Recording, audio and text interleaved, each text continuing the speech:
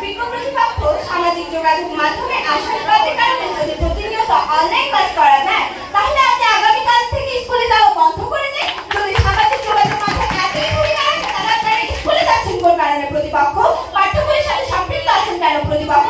আপনারা সামাজিক যোগাযোগ মাধ্যমের সাহায্যে তো পড়ালেখা করতে পারতেন। এছাড়াও মাননীয় মডারেটর প্রতিপক্ষ নিজেই স্বীকার করেছে সামাজিক যোগাযোগ মাধ্যম শিক্ষার্থীদের বিভ্রান্তিকর তথ্য দেয়। তাহলে তো তারা নিজেরাই স্বীকার করে দিয়েছে যে সামাজিক যোগাযোগ মাধ্যম শিক্ষার্থীদের পাঠ্য বই বিমুখ করছে। তা এরপরে কিভাবে তারা যে সামাজিক যোগাযোগ মাধ্যম পাঠ্য বই বিমুখ করছে এর বিপক্ষে অবস্থান করছে তা আমার এবং আমার দলে একদমই বোধগম্য হচ্ছে না। পলিথিনের ভয়ানক ক্ষতিকর প্রভাব সম্পর্কে না জেনে মানুষ যদি নিজে সচেতন না হয় তাহলে পরিপক্ষে কোন আইন পলিথিন ব্যবহার বন্ধ করবে তা আমার বক্তব্য নয়। ইংরেজির প্রবাদ আছে prevention is better than cure, অর্থাৎ প্রতিকারের চেয়ে প্রতিরোধই উত্তম। শিক্ষা কর্তৃপক্ষ হয়তো কোভিড-19 মহামারীর কথা ভুলে গিয়েছেন। তাদের জ্ঞাতার্থে বলি 2019 থেকে 2021 সালে কোভিড-19 করোনা মহামারীকে আমরা প্রতিরোধ করেছি স্বাস্থ্যবিধি মেনে এবং করোনা ক্ষতিকর প্রভাব সম্পর্কে জেনে। ঠিক একই সচেতনতা আমরা পলিথিন ব্যবহারের ক্ষেত্রে দেখাতে পারছি না বলেই আজ পলিথিন ব্যবহার এত বৃদ্ধি পেয়েছে। শুধু করোনাকালীন সময়ই নয়, আমরা দেখেছি ধূমপান, মাদক, ট্রাফিক নিয়ম ইত্যাদি ক্ষেত্রে আইন যতটা কাজ করেনি ততটাই কাজ করেছে সচেতনতা। মানব যখন উপলব্ধি করেছে নিজের জীবনে ক্ষতি হচ্ছে তখন তারা আইন ছাড়াই নিজেদের অভ্যাস বদলেছে। শুধু সচেতনতা দেখতে হবে, মানুষ জানেও সমাজ পদ্ধতি বেছে নেবে। প্রতিপক্ষ বাস্তবা এটাই পরিবেশ দূষণ রোধে মানুষকে বাধ্য করা অপরিহার্য।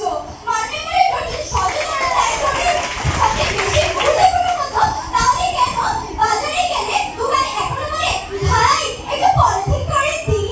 মাননীয় মডারেটর আইন তো 2002 সাল থেকে আছে, তবে এখনো কেন পলিথিন বন্ধ হলো না?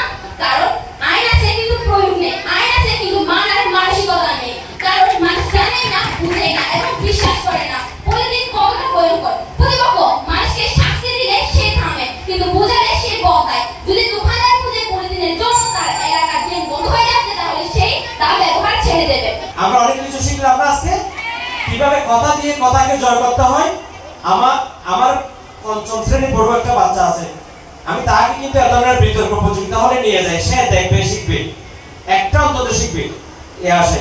তো এখানে আসলে বিতর্ক প্রতিযোগিতা আয়োজনের জন্য আমি সুরজ সমাবেশকে ধন্যবাদ জানাই।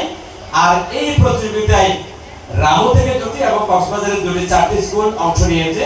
তো কক্সবাজারের স্কুল দুটি খুবই নৈপুণ্য প্রদর্শন করে তারা ফাইনাল উত্তীর্ণ হয়েছে।